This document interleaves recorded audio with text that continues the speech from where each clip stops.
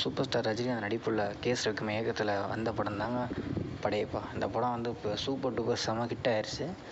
So இந்த படத்தில் 2 சுவாரஸ்யமான விஷயத்தை பார்க்க போகிறோம்.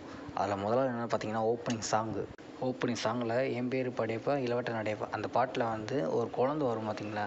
அந்த குழந்தை யாருன்னு தெரியுமா உங்களுக்கு? ஹேமா பிந்து. ஸோ அவங்க நிறைய சீரியல் வந்து பண்ணிக்கிட்டு இருக்காங்க, ஃபேமஸான ஆக்டர்ஸ். அந்த சீரியல் நடிகை தாங்க படையப்பா படத்தை ஒரு பாட்டில் வந்து குழந்தை பருவத்தில் வந்து அப்படி ரஜினி சாரை மாறுவாங்கள்ல, ஸோ அந்த நடிகை தான். அண்டு செகண்ட் பார்த்தீங்கன்னா இந்த படத்து மூலிமா தான் கேஎஸ் ரவிக்குமார் சாரும் நம்ம சூப்பர் ஸ்டார் ரஜினிகாந்தும் இணைபிரியாத நண்பர்கள் ஆகிட்டாங்க. ஸோ அவங்க 2 பேருமே இப்போ வரையும் திக் ஃப்ரெண்ட்ஸாக இருக்காங்க. ஸோ அதுக்கப்புறம் அவங்க 2 பேரும் சேர்ந்து எதுவும் படம் பண்ணலை.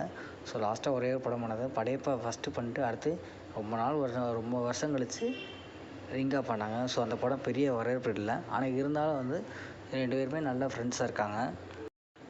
இந்த படம் மூலமாக தான் 2 பேருக்குமே அவங்களோட வாழ்க்கையில் ஒரு பெரிய திருப்புமுனை அமைஞ்சிச்சு. ஸோ பார்ப்போம், இதே மாதிரி மறுபடியும் அவங்க 2 பேரும் சேர்ந்து ஒரு காம்போ கொடுத்தாங்கன்னா ஸோ அந்த படம் எந்தளவுக்கு ஒரு ஹிட்டாக கொடுக்கும், எந்தளவுக்கு வரவேற்பு கொடுக்கும் வெயிட் பண்ணி பார்ப்போம்.